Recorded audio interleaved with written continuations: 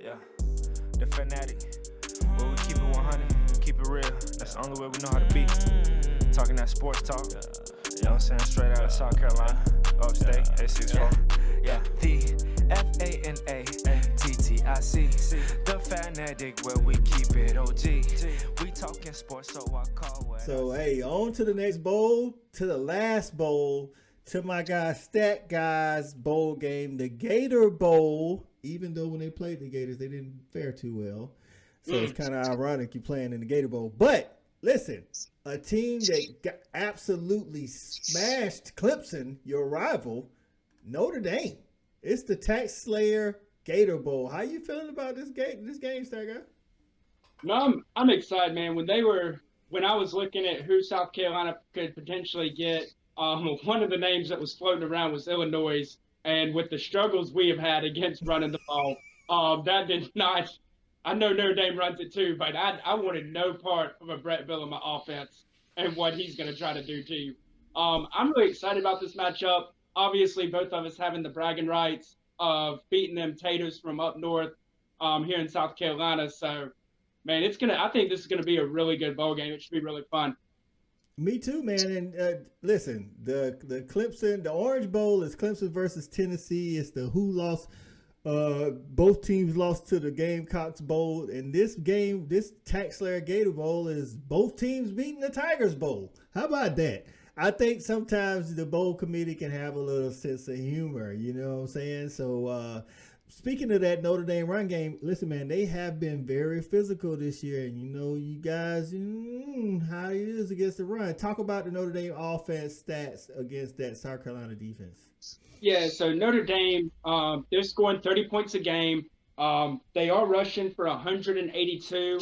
They're only throwing for 199, so not really great. They are definitely more run heavy.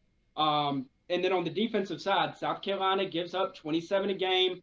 They give up 192 yards a game on the ground, but they only give up 199 through the air. They will lock it down on that side of the ball if you pass it around.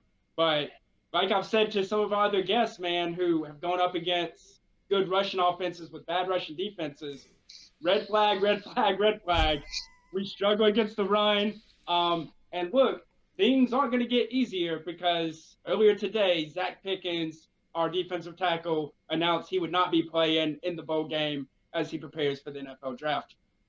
That's what we have. This is a time of the era of football we're in where people are announcing, hey, I'm getting ready for the draft. Speaking of, you won't have to stop Michael Mayer. He has declared that he is going to get ready for the draft. He said he was a Walter Camp All-American first team tight end. He didn't win the Mackey Award. He's tired of it. He's out. Now, he didn't say he was tired of it, people. Y'all chill out. But you won't have to face that. You still will have to face that running game. And listen, from my point of view, I've been telling you, I felt like Zach Pickens was, he was okay. He was solid. He wasn't the 5-star guy. At least he didn't perform like it. Who knows what's going to happen? He could blow up in the NFL, get with the right D-line coach. He has the body type, the talent, but it just hasn't shown like as an elite talent on the field. I mean, you guys, you talked about your rush defense and how it hasn't really been able to stop a lot of teams. So it's not like he was very effective in that. So maybe you get to look at some of the young guys now. That's going to be key for next year. You get all these bowl practices. The good thing is you don't have to play on the 17th like, Florida. So it's not like a 2-week turnaround. So you get some time to get that young guy some practice, whoever's going to be replacing him. You guys did lose Jaheim Bell to the portal. You know what I'm saying? So how you feeling about that? Yeah, Jaheim Bell to the portal. He committed to, obviously we're recording this on Monday. He committed to Florida State today. And then also Austin Stogner back to Oklahoma. So tight end, position of strength.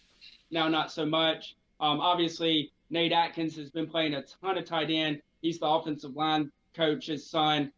He's lined up at fullback and tight end a lot in the second half of the year. He is a great blocker. So expect to see a bunch of that.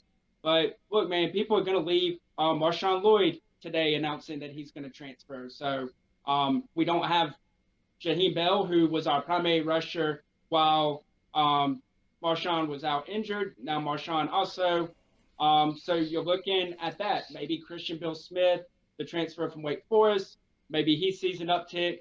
We still have Juju McDowell around, who's always kind of been that home run threat, but never been that catalyst or that guy. Maybe he's looked at in more of a primary role. Definitely some question marks on the offensive side, though, with some holes to fill. Yeah, Marshall and Lloyd going into the last 3 games, I would have said you didn't have them. That was going to be a blow, but you showed against Tennessee and Clemson. Not saying that you didn't need him, but you didn't need him. You know what I mean? Now, Jaheim Bell did play good in those games, but more so to me, Antoine Wells played good. So, Juice Wells still being there, Spencer Rattler still being hot. You know what I'm saying? And this is something that could be working into your favor is that some of the pieces that he is going to have to use outside of Juice Wells. I mean, Notre Dame's not going to have a lot of film on him, if any. Josh Van's not going to be playing because of the injury, if I'm not mistaken. So, Josh Van came out today and said that he is back going. The only thing he has yet to do physical wise to pass is run. That's the last thing they're waiting on. But he said that he does not care. He's traveling to the Gator Bowl, and he is giving it 120% to try to be a game time go for the Gator Bowl, which could be huge for what he's capable of. Obviously, he's the type of guy you want on the field. Listen, if Josh Van can actually, play and run at about 85, 90%, that's going to help out and be huge. I think it'll get to the point. This could actually be a shootout, to be honest with you. You know what I'm saying? I think Notre Dame is physical on both sides of the ball. They also lost Isaiah Foskey, their best defender. So, it's like, or at least what I consider is their best defender. So that's somebody you won't have to put up with. Both of these coaches are new. They both had bowl games last year. Shane Beamer came out on top. Freeman didn't. Freeman put up a good game against Oklahoma State, but it was in a losing end, and then Beamer beat North Carolina. So both of these are young coaches, and they're both, I ain't going to say Freeman's in his second year. He's technically in his first full year, even though he was on the staff last year and actually coached for the bowl game. They're both in their second overall bowl game. We'll say that. So give me the over-under and the point spread in this game. So the over-under is going to be 52, and Vegas doing Vegas things. The spread is Notre Dame by 2. Oh, that's such a Vegas thing to do. Almost like say, hey, you tell us who's going to win. We're not going to tell you who's going to win. Like, come on, Vegas. Give us a little bit more than that. Give us 4 or 5 points, man. You like 2 points? Like, come on, man. Like, when I think about scores, I think, at least 3. So that's crazy, man. Yeah, no, it's definitely wild. I'll tell you one thing we didn't touch on that's going to be big for bowl games across the board with recruiting is we don't play until the 30th of December. Early signing day is on the 14th. That gives these kids 2 weeks on campus to be a part of practices and workouts. South Carolina is expecting to have a huge haul on early signing day, and a couple of those players have already come out today and announced that they're signing and getting up to Columbia ASAP so they can participate in bowl game practice to prepare for spring. And so what a great thing to be good enough to get a later bowl game and get that luxury and not be playing on the 17th of December to where those kids don't get to participate in those practices. That's right. You're right, because as South Carolina is, Georgia is expecting about 17 early enrollees out of their 23 currently committed players. Notre Dame, I'm sure, will have some early enrollees as well to get. That is invaluable experience. If there's any recruits that should happen to catch this video, listen, man, I get it. You want to go to senior prom and, senior skip day if that's what you do. But listen, that stuff, I say like this. If you're a junior or younger, go to the prom before your senior year, enroll early. That way you don't have to worry about missing out. If you're a senior, hey, man, some things just ain't meant to be. Go ahead and enroll early if you've already prepared for it and get out there and get in these bowl practices, get your face seen by all these coaches. You just never know what can happen, man. You could go into the spring into too deep or starting. Depends on who you're playing behind. You know what I'm saying? So I'm going to go to the score predictions. I'm going to go Bro, this is another one. This is kind of, I'm gonna be honest, this is kind of like the Orange Bowl with Clemson and Tennessee. I really don't know who's gonna win. I really don't know. South Carolina, if they stay hot on offense, can Notre Dame keep up, score wise? Notre Dame doesn't want to have to score a lot of points, but can South Carolina keep up with Notre Dame's physicality? I don't know. 2 points. Vegas always knows something, unless I don't like it. Listen, this is how it boils down to me. Shane Beamer's 1-0 in bowl games. Freeman's 0-1 in bowl games. I'm going Beamer ball, 28-27.